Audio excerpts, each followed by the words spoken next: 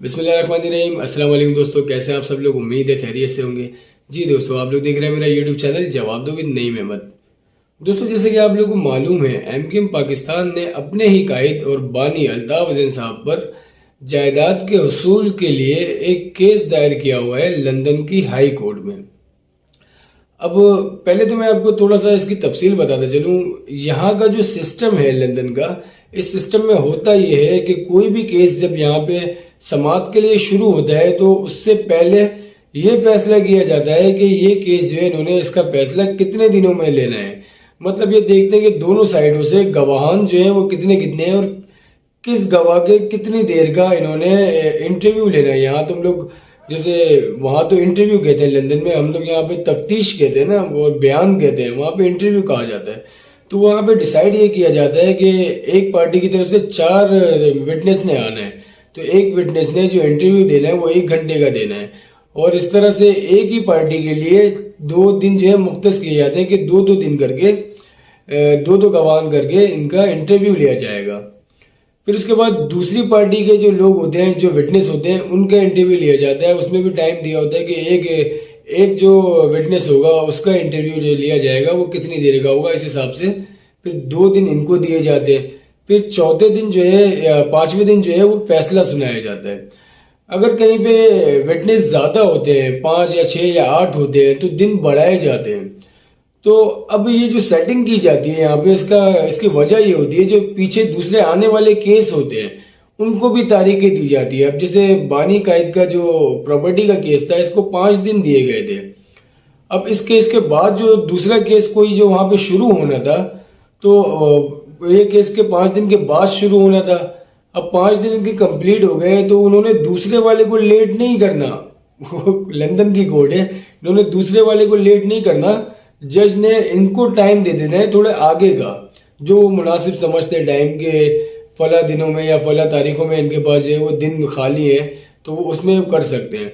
तो इस वजह से ये केस जो है और लेट हो रहा था। अब इनको जो तारीखें मिल रही थी वो तारीखें मिल रही थी ऐसे जैसे क्रिसमस करीब आ रहा था, तो फिर क्रिसमस की भी छुट्टियां थी, तो फिर तारीख ये दी गई, तारीख अभी भी नहीं दी गई है। बस सिर्फ बताया इतना गया है कि जनवरी के मिड में, मतलब जनवरी की 9-10 तारीख, ज्यादा कहा जा रहा है कि जनवरी की 9 या 10 तारीख को ये केस दोबारा सुनाया जाएगा और इस बार जो है सिर्फ 2 दिन की समाअत होगी। अब 9 या 10 तारीख को ये केस जब दोबारा शुरू होता है, तो 12 तारीख को इस्लामाबाद हाई कोर्ट में जो बानी और कायद अल्ताफ हुसैन साहब है, इनका भी केस शुरू होने वाला है, उसकी भी समाअत है जो कि इनके शनाख्ती कार्ड के लिए है। तो ये 2 बड़े केस बहुत करीब करीब शुरू होने वाले हैं। तो जो लोग ये कह रहे हैं कि लोगों की समझ में ये आ रहा है कि वहां पे 1 महीने के लिए क्रिसमस की छुट्टी होती है, इस वजह से केस है वो भी मुलतवी किया गया। तो 1 महीने की छुट्टी नहीं होती, ये सिस्टम कुछ उनका ऐसा है, वो अपने सिस्टम से हट नहीं सकते, वो पाकिस्तान नहीं है। खैर, अब जो कल वहां पे कार्रवाई हुई है लंदन हाई कोर्ट में, उसका मैं मुख्तसर से आपको बता देता हूँ। इस कार्रवाई में पहले जो इंटरव्यू लिया गया, मतलब बयान जो लिया गया, वो एमकेएम लंदन, सॉरी असली एमकेएम लंदन नहीं कहेंगे हम लोग, आज से हम लोग असली एमकेएम कहेंगे, और एमकेएम पाकिस्तान भी नहीं कहेंगे, हम एमकेएम बहादुराबाद कहेंगे। तो असली एमकेएम जो है, उनके जो गवाह थे, उनके जो विटनेस थे, वो थे मुस्तफा अजीज आबादी। उनसे इंटरव्यू लिया गया और उनसे बड़े सख्त सवालात किए गए। और एमकेएम बहादुराबाद के जो वकील थे नजर मोहम्मद साहब, उन्होंने बड़े सख्त और तल्ख सवालात किए मुस्तफा अजीज आबादी से। लेकिन मुस्तफा अजीज आबादी मुकम्मल तैयारी के साथ थे और उनके पास हर सवाल का बाकायदा बहुत अच्छे उन्होंने जवाब भी दिए।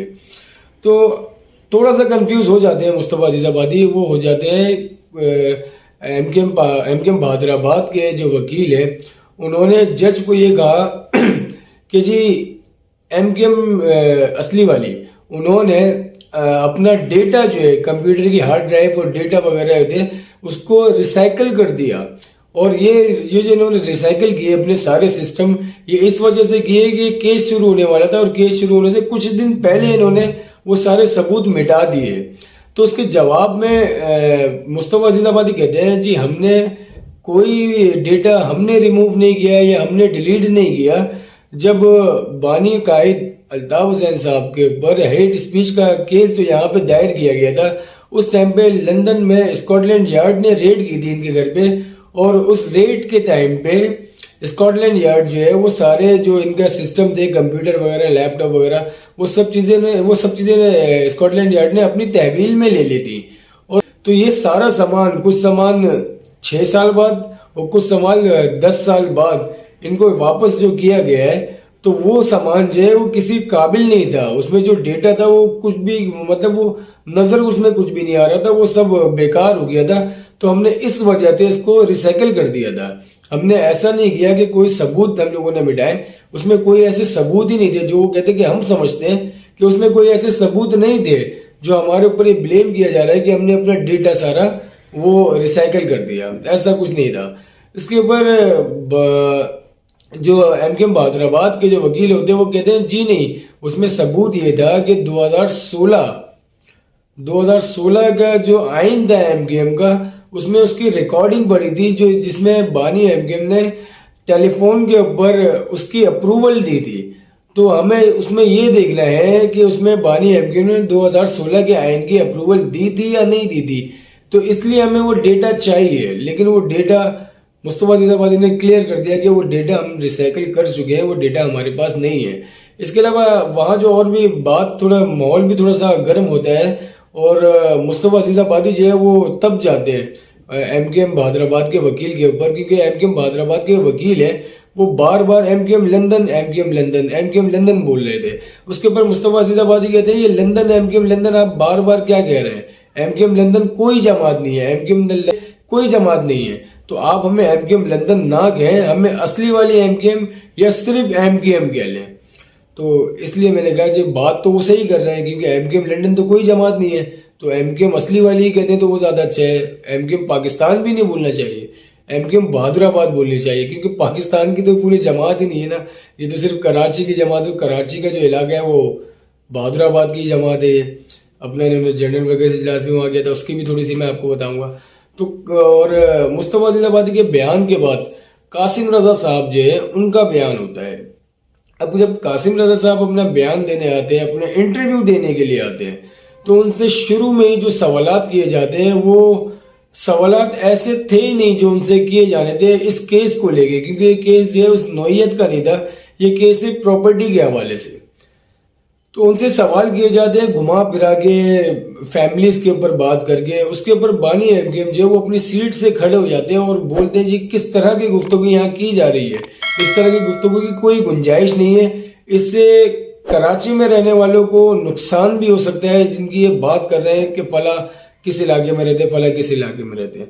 तो जज वो उसी टाइम समाअत को रोक देते हैं और ब्रेक लेते हैं। ब्रेक के बाद एमकेएम पाकिस्तान के वकील को ब्रेक के दौरान समझाया जाता है कि आप इस तरह की गुफ्तगू ना करें तो ज्यादा अच्छा है, जो मुद्दा है आप मुद्दे पे रहें।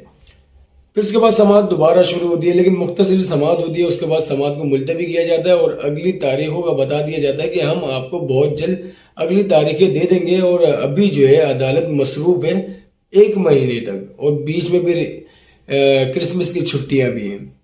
तो इस तरह से कुछ वहां पे मामला कल हुए थे। और इसके अलावा बानी एमकेएम अल्ताफ हुसैन साहब के भी बड़े बयान आ रहे हैं। बानी एमकेएम अल्ताफ हुसैन साहब ने सवाल खड़े किए फारूक सत्तार साहब की प्रेस कॉन्फ्रेंस के बाद। जो फारूक सत्तार साहब ने डॉक्यूमेंट दिखाए थे कि भाई ये जो है प्रॉपर्टियां हैं कराची में जो हमने शोहदाओं के लिए रखी हैं, तो ये हमने इसके लिए रखी है, तो ये हमने उसके लिए रखी है।